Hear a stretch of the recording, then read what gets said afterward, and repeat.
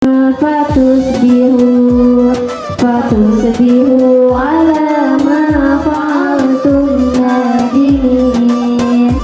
Berdasarkan ayat ini, di dalam tafsir Adwaul Bayan dijelaskan bahwa kita sebagai orang yang beriman harus berhati-hati dalam menerima kabar dari orang yang fasik. Jangan langsung percaya dan menerima sehingga jelas kebenaran berita itu. Nah, contohnya apa tuh Besti? Itu loh berita yang lagi viral, kasus pembacokan itu. Oh, yang katanya cinta ditolak tampak bertindak itu ya? Nah, betul tuh. Padahal faktanya dua-duanya sama-sama salah. Yang perempuan juga sama aja kan? Makanya kalau kita dapat informasi itu di-sharing dulu sebelum sharing. Dari mana sumbernya, websitenya. Makanya tingkatkan literasi. Dengan literasi, wawasan kita akan menjadi luas dan mendalam dalam menganalisis berita yang didapat. Waspadai akun-akun fake dan buzzer-buzzer yang tidak bertanggung jawab. Yang kedua, sabar setelah benar. Dalam Quran surah Al-Isra penggalan ayat 36, A'udzubillahi minasyaitonirrajim wa la taqfu laisa laka bihi ilm. Al-ayah. Di dalam tafsir Aisyah Tafsir dijelaskan bahwa kita tidak boleh mengikuti perkataan dan perbuatan yang kita sendiri tidak tahu kebenarannya. Bila ada data-data belum fakta, janganlah engkau langsung sebar saja. Nanti akan ada banyak mata-mata, tak jelas sumbernya bisa berbahaya. Tapi kalau kita nge-share untuk mencari kebenaran, itu boleh nggak? Boleh, asal niat dan sifatnya tabayun, sehingga kita tahu faktanya. Yang ketiga, jangan berburuk sangka. Di dalam Quran surah Al-Hujurat ayat 12, di dalam tafsir Fathul Qadir dijelaskan, Allah memerintahkan kepada orang-orang yang beriman untuk menjauhi suudzon atau prasangka buruk, sehingga kita mengetahui kebenaran yang sesungguhnya. Maka dari itu, tanamkan pada diri kita husnudzon atau prasangka baik. Setuju sobat semua? Mantul, mantap betul. Yang terakhir, titiplah diri kita untuk berperilaku jujur.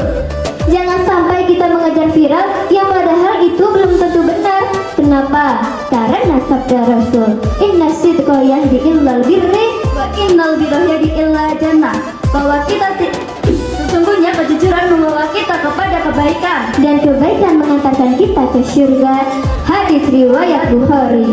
Maka dari itu, stop berita bohong. Ingatkan saudara kita untuk jangan main sebarkan sebelum tahu kebenaran. Sebelum kita menutup dakwah pada kali ini, marilah kita bersalawat terlebih dahulu.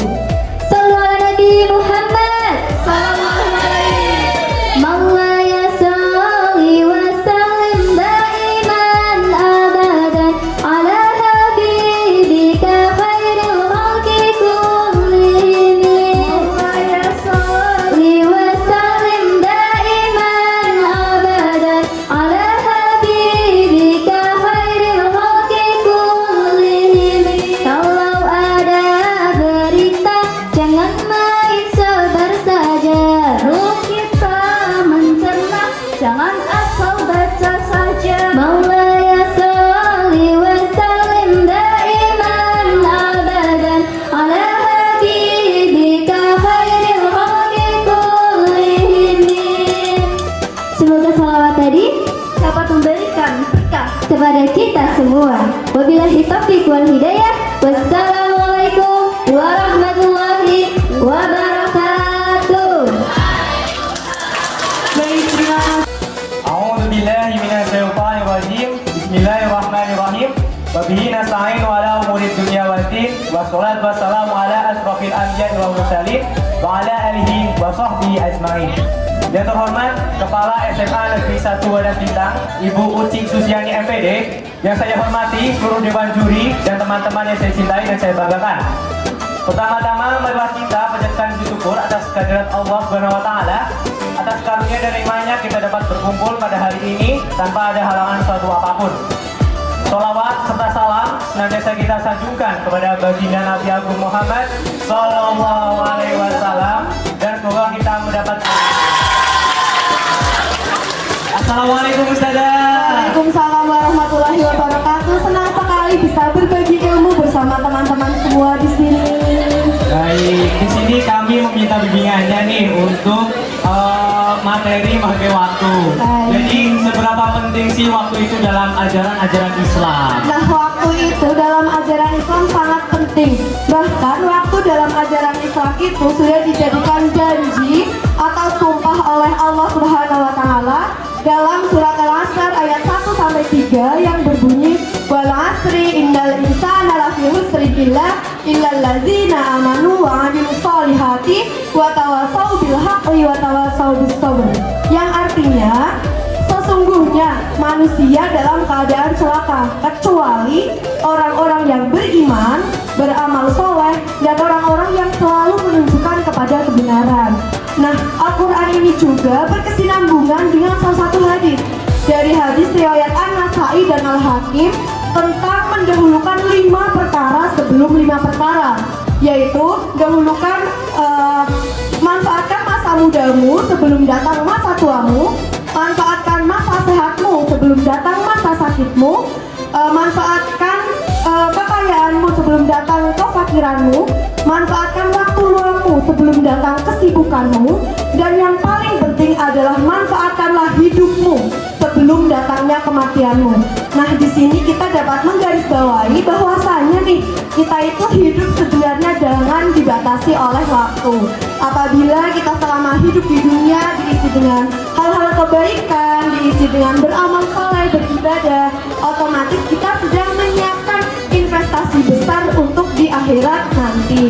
Sebaliknya kalau kita di dunia bermaksiat, kita di akhirat akan mendapat apa yang kita perbuat selama di dunia. Harusnya kita hidup di dunia itu memanfaatkan waktu dengan baik untuk membahagiakan orang tua, menuntut ilmu, beramal soleh, dan pastinya kita menjadi orang yang bermanfaat bagi orang lain. Karena sebaik-baiknya orang adalah dia yang bermanfaat bagi orang lain. Untuk beristirahat. Terus waktu asar adalah waktu yang tepat untuk kita melanjutkan kegiatan, untuk kita melanjutkan apa yang kita perbuat seperti itu. Terus waktu maghrib adalah waktu yang paling tepat untuk kita pulang kembali kepada keluarga, mempersiapkan diri, beristirahat seperti itu. Nah, waktu isya atau setelah isya adalah waktu yang paling tepat untuk kita beristirahat. Jadi untuk teman-teman semua di sini yang insya Allah sudah menjalankan salat 5 waktu nih, otomatis sudah menjadi pemuda yang menjalankan waktu secara islami seperti itu.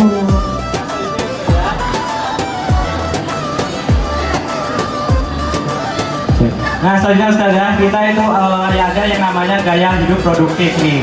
Nah, jadi gimana sih cara kita itu untuk bisa gaya hidup produktif?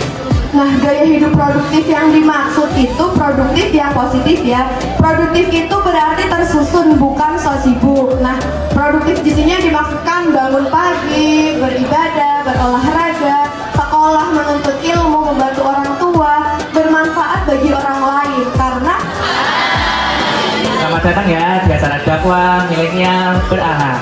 Nah, hari ini kita akan membahas topik yang sangat dekat dengan hati, yaitu birrul walidain atau menghormati orang tua di era sekarang atau modern ini.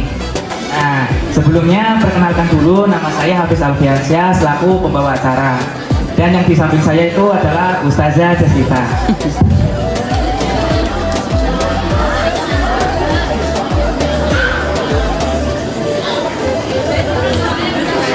Assalamualaikum Ustazah. Waalaikumsalam warahmatullahi wabarakatuh. Senang sekali bisa hadir di sini.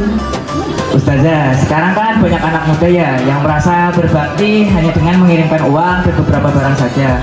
Sebenarnya apa sih hakikat birrul walidain dalam Islam itu? Baik, pertanyaan bagus. Nah, birrul walidain itu bukan hanya sekedar materi. Allah Subhanahu wa taala berfirman pada surat Al-Isra ayat 23. Bismillahirrahmanirrahim. Wa qada rabbuka alla ta'budu illa iyyahu walidain ihsana. Yakfuruna indaka al-kibara ahduhuma aw untuk terhadap kedua orang tuanya.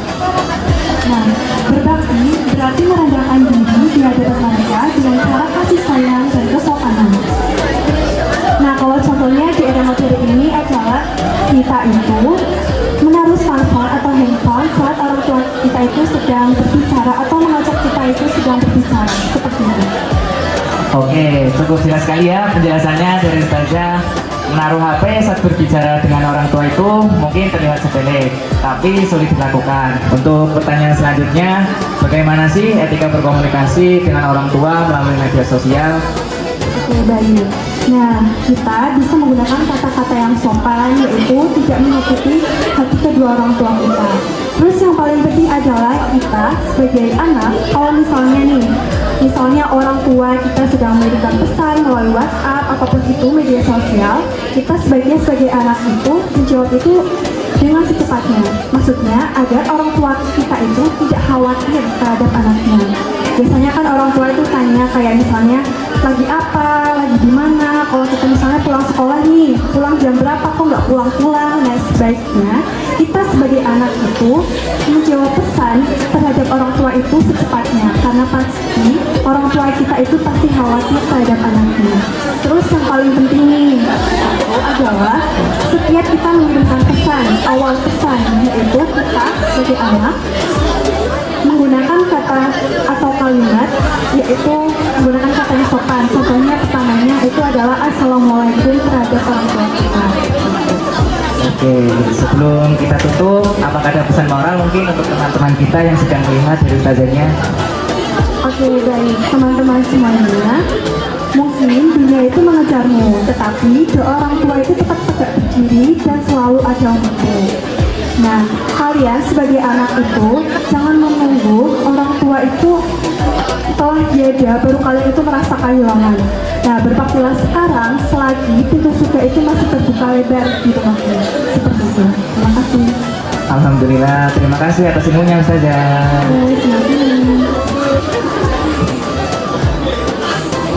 Dan Halah, biasalah main HP, scroll-scroll TikTok, liatin Braci nih, batu giok bagus banget. Kamu mau lihat nggak?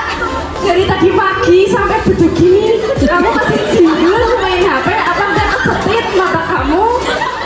Emang buku kamu nggak pegel? Mungkin ikut aku aja yuk, kita sholat, sholat. Halah, males lah sholat, ngapain? Mending scroll-scroll TikTok, liatin cowok-cowok ganteng. Astagfirullahaladzim.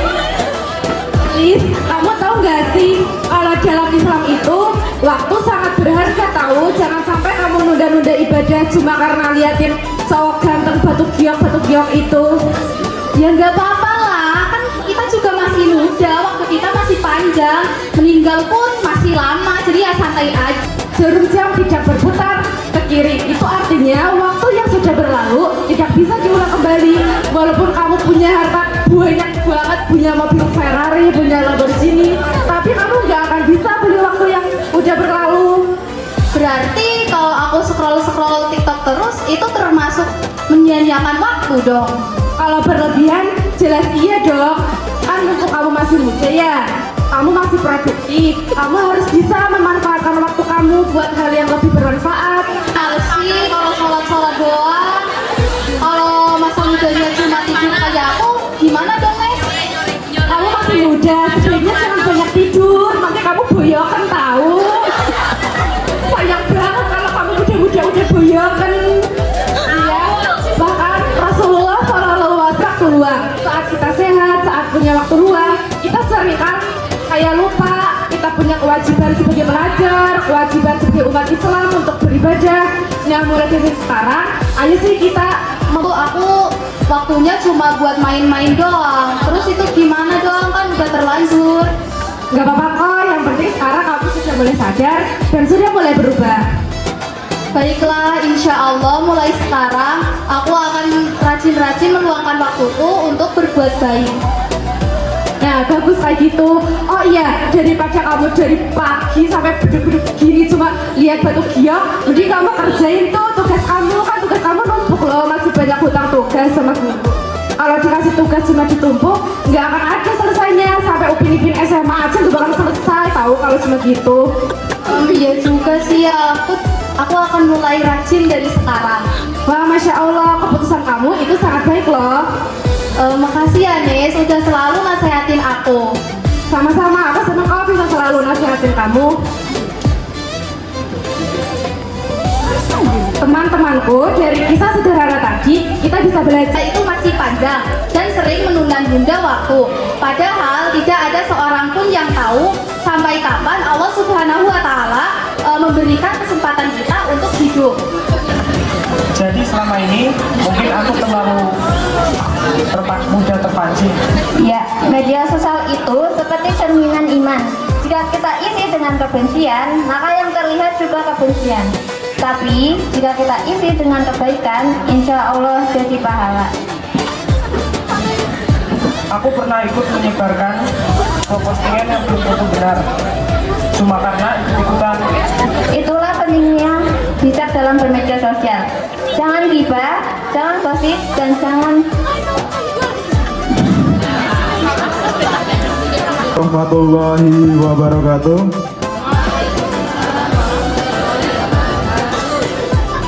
Kami di sini akan membacakan sebuah puisi yang berjudul Amanah Bumi dari Allah.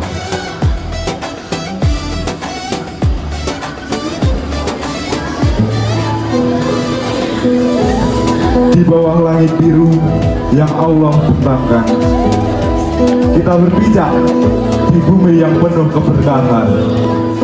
Hutan, sungai, angin yang berhembus pelan adalah amanah yang harus kita, bahwa kebersihan adalah sebagian dari iman. Maka jangan biarkan bumi kita menangis karena lalai.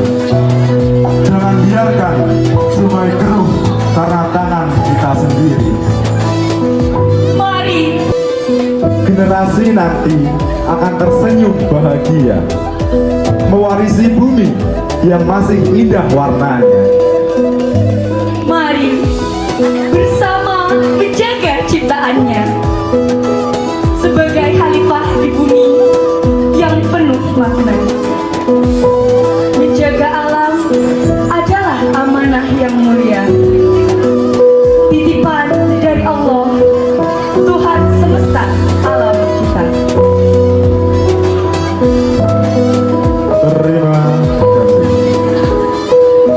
Wassalamualaikum warahmatullahi wabarakatuh. Assalamualaikum warahmatullahi wabarakatuh. Kita panjatkan kepada Allah Subhanahu wa Ta'ala karena atas rahmat dan sayangnya kita bisa berdiri di sini dengan keadaan sehat walafiat. Amin amin ya rabbal alamin. Hadirin sekalian, pernahkah kita berpikir bahwa setiap waktu yang kita lalui itu mengurangi masa hidup kita, seperti waktu yang terus berjalan, tidak pernah berhenti, bahkan tidak bisa terulang kembali, seperti firman Allah di surat Al-Asr ayat 1-3. Dan jika manusia tidak bisa manfaatkan waktunya dengan baik, ia akan benar-benar berada dalam kerugian. Rasulullah Shallallahu Alaihi Wasallam berfirman dalam hadis riwayat Itu ibadah. Padahal setiap detik waktu yang kita lalui itu adalah amanah yang dijanjikan oleh Allah dan akan dipertanggungjawabkannya kelak. Oleh karena itu, Islam mengajarkan kita untuk mengatur waktu secara baik, utamakan yang wajib sebelum yang sunnah, dan utamakan yang penting sebelum yang menyenangkan. Maka dari itu, sebagai pelajar, gunakanlah waktu untuk belajar dengan sungguh-sungguh. Sebagai anak, gunakanlah waktu berbakti kepada orang tua. Dan sebagai hamba Allah, gunakanlah waktu untuk memperbanyak beribadah dan memperbanyak amal soleh. Mulailah dari hal-hal yang sederhana seperti membuat jadwal harian, tidak menunda-nunda tugas, dan gunakan waktu luang dengan kegiatan positif. Jadi mari kita yang telah memberikan kita nikmat sehat Islam, iman, dan ihsan kepada kita sehingga kita bisa berkumpul di pagi hari ini untuk melaksanakan kegiatan pesantren di bulan Ramadan. Salawat dan salam kita aturkan kepada Nabi kita Muhammad Sallallahu Alaihi Wasallam. Semoga kita mendapatkan syafaat yang dijamin oleh Allah. Allahumma amin. Baik, ada salah satu takdir yang dituliskan oleh Allah SWT diberikan kepada seluruh hambanya, yaitu saat Allah mengizinkan kita untuk memiliki saudara yaitu adik. Wabarakatuh.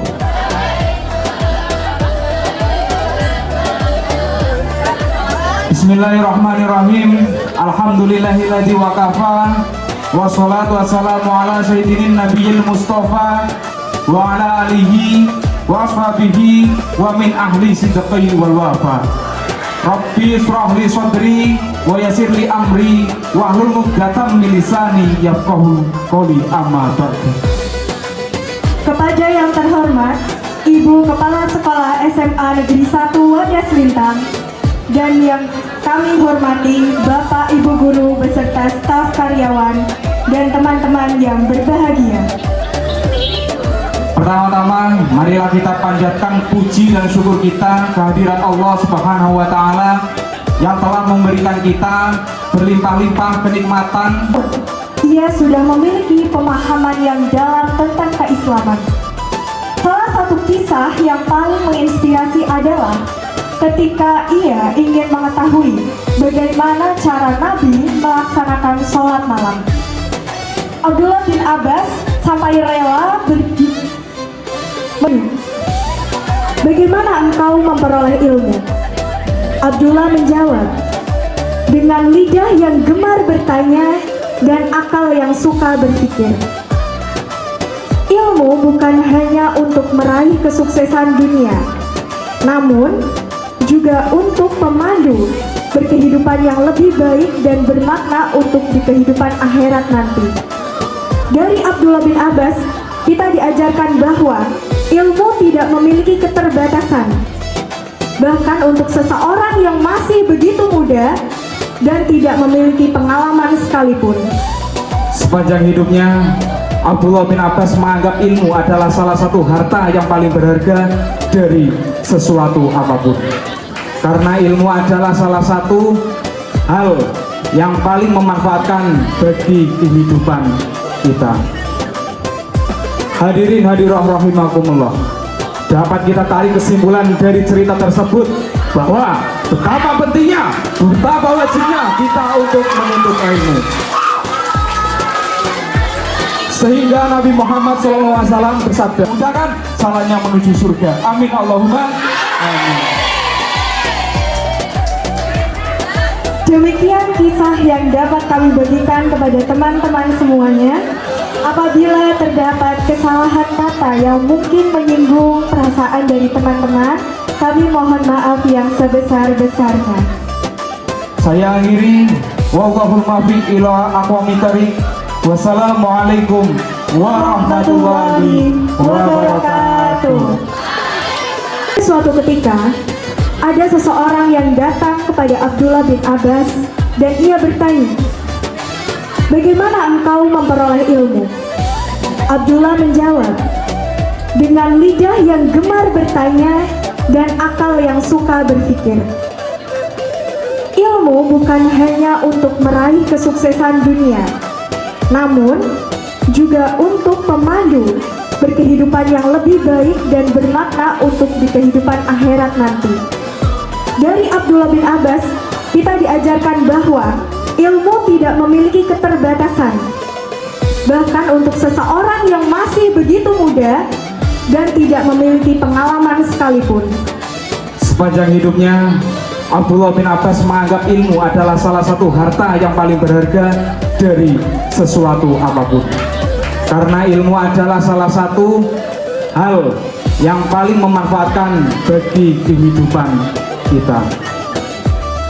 Hadirin hadirat rahimakumullah, dapat kita tarik kesimpulan dari cerita tersebut bahwa betapa pentingnya, betapa wajibnya kita untuk menuntut ilmu. Sehingga Nabi Muhammad SAW bersabda, Assalamu ala asrofil anbiya'i wal mursalin wa ala alihi wa sahbihi ajmain. Amma ba'du. Halo teman-teman, gimana puasanya hari ini? Masih semangat kan?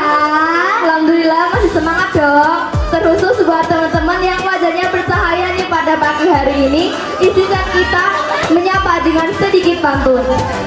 Pergi ke sawah melihat hama. Cakep. Bukan hanya sekadar membiarkan, tapi soal menghargai perbedaan sebagai keindahan. Mari kita jalin kembali benang yang terputus. Jauhkan hasad, buanglah ego yang haus. Jaga persatuan dengan hati yang tulus, agar ukhuwah kita tetap tegak dan lurus, menjadi saksi di hari pembalasan yang kudus.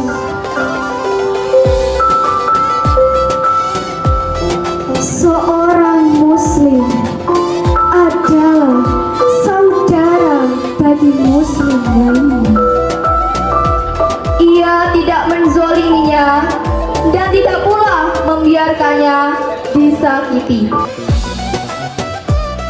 Gunakan media sosial untuk menyebarkan kebaikan karena setiap kata akan dipertanggungjawabkan.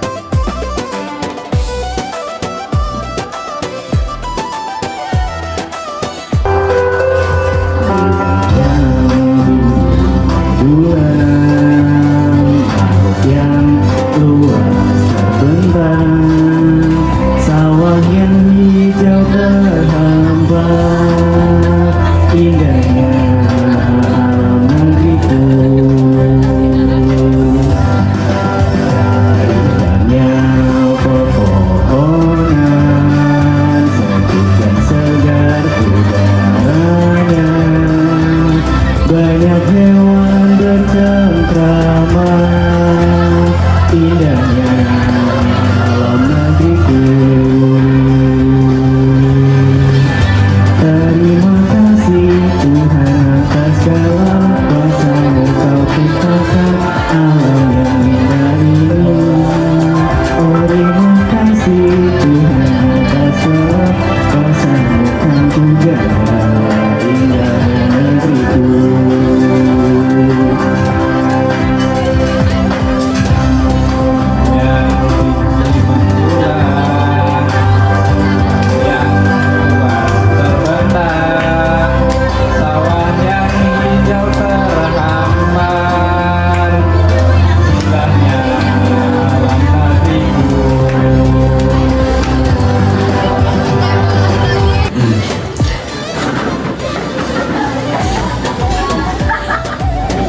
Nah, Bapak mau berangkat bekerja. Kamu bersih-bersih di rumah ya.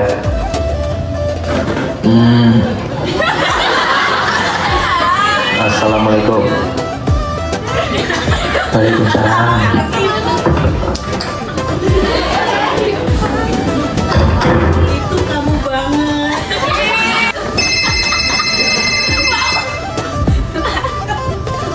Halo, apa? Hah? Moker? Aduh, tapi puasa. Ya udah deh, iya. Anak pun keluar rumah dan menuju ke tempat di mana teman-temannya berkumpul. Dan tanpa sengaja, anak melintasi tempat ayahnya yang sedang berjualan.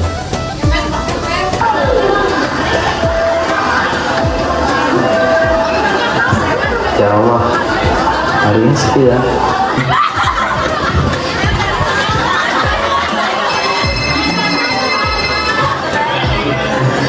Halo, aku kayaknya nggak jadi deh, mau ada urusan nih. Anak pun pulang dan mulai mengerjakan apa yang diperintahkan oleh ayahnya. Aku harus cepat-cepat bersih-bersih sebelum bawa pulang.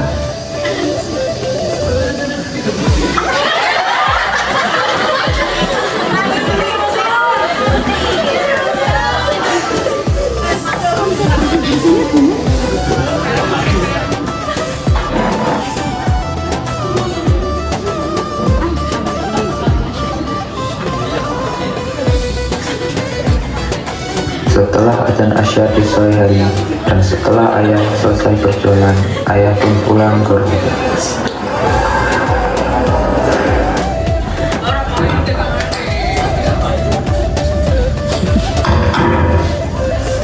Assalamualaikum. Waalaikumsalam. Pak, sini sayurnya aku bawa belakang. Bapak duduk dulu.